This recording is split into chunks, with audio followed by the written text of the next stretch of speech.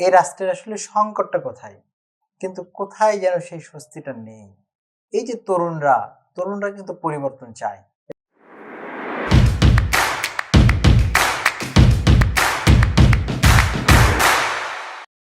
আসসালামু আলাইকুম। আমাকে যে যেখান থেকে শুনছেন সবাইকে শুভেচ্ছা জানাচ্ছি। আজকে আমরা একটা গুরুত্বপূর্ণ বিষয় নিয়ে কথা বলবো। সেটা হচ্ছে যে বাংলাদেশ যে রাষ্ট্র, এই রাষ্ট্রের আসলে সংকটটা কোথায়?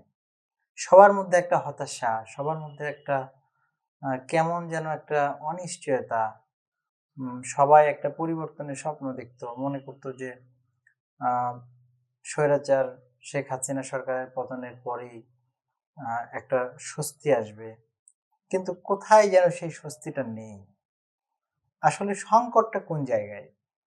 আমরা একটু জাস্ট বলবো, একটু ইতিহাস যদি আমরা দেখি যে ১৯৭১ এর মুক্তিযুদ্ধ। এই মুক্তিযুদ্ধ যদি আমরা দেখি, তাহলে এই মুক্তিযুদ্ধে কিন্তু অংশগ্রহণ করেছে, আপনারা খেয়াল করে দেখবেন যে আমাদের ইয়াংরা, তরুণ সমাজ। সেখানে যারা ইস্ট বেঙ্গল রেজিমেন্ট সেনাবাহিনী থেকে যারা অংশগ্রহণ করেছে, সবগুলো ইয়াং অফিসাররা, ইয়াং সৈনিকরা। ৭ জন যে বীর শ্রেষ্ঠ দেখবেন, সবাই ইয়াং। সব ২৫ থেকে ৩৫-এর মধ্যে এদের বয়স। এবং যারা অফিসার ছিল দেখবেন, সেক্টর কমান্ডার ছিল, তারাও সব ইয়াং বেশিরভাগ।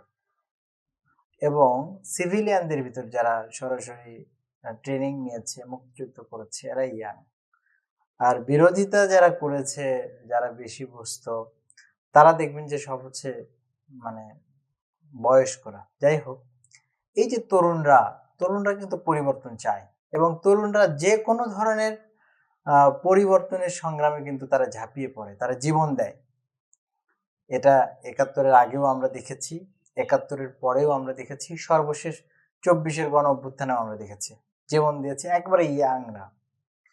তো যে দেশের তরুণ সমাজ আসলে দেশের জন্য জীবন উজাড় করে দেয়, সেই দেশের আসলে সংকট থাকবে কেন? সেই সংকটটা কোথায়? আমরা একটু যদি বোঝার চেষ্টা করি, আমার কাছে মনে হয় যে আমাদের মতো তৃতীয় বিশ্বের যে দেশগুলো, এই দেশগুলো সরকার পরিচালনার চেষ্টা করে অন্য কোনো দেশ, যারা আমাদের কাছ থেকে বিভিন্ন ফায়দা নিতে পারে। আমরা গণতান্ত্রিক পন্থায় উত্তরণের পর ১৯৯১ সালে একটা সুন্দর নির্বাচন হয়েছে, ১৯৯৬ নির্বাচন হয়েছে, ২০০১ নির্বাচন হয়েছে। এই নির্বাচনগুলো জনগণের ম্যান্ডেটের একটা প্রতিফলন ঘটেছিল। ফলে সেই সরকারগুলোর কিন্তু জনগণের উপর একটা আস্থা ছিল। কোনো শক্তি, পরাশক্তি, ডিপ স্টেট আমরা যেটাই বলি, তারা কিন্তু বাংলাদেশ থেকে যারা সুবিধা নিতে চায়, তারা চায় যে এমন কোনো সরকার রাখতে যাদের জনগণের কাছে যেতে হবে না, তাদের কাছ থেকে ফায়দা নেবে। সেই কাজটার একটা স্টার্ট হয়েছিল ২০০৭ সালের যে ১/১১ ঘটেছিল, এবং সেখান থেকে নির্বাচনে ম্যানিপুলেশন করার চেষ্টা, জনগণ যাকেই ভোট দিক, আমরা যাকে চাইবো তারাই ক্ষমতায় আসবে, এরকম একটা অবস্থা কিন্তু তৈরি হয়েছে। এবং সেটা দীর্ঘ সময় একটা সরকার ছিল, তারা নির্বাচনের মধ্যেই যায় নাই, তাই বসাবে, যখন ইচ্ছে ক্ষমতা থেকে নামাবে, এইরকম একটা অবস্থা তৈরি করতে চায়। ফলে সরকার চাইলেও নিজের মতো করে গণমুখী কাজ করতে পারে না বা পারবে না। এই জায়গা থেকে যদি উত্তরণ না ঘটানো যায়, তাহলে এই সংকটটা কাটবে না। আমার মনে হয় যে আমাদের আরো কিছু ত্যাগের প্রয়োজন আছে, আরো কিছু আমাদের পরীক্ষার প্রয়োজন আছে। এরপরে হয়তো আমরা কাঙ্ক্ষিত মুক্তির দিকে যাব।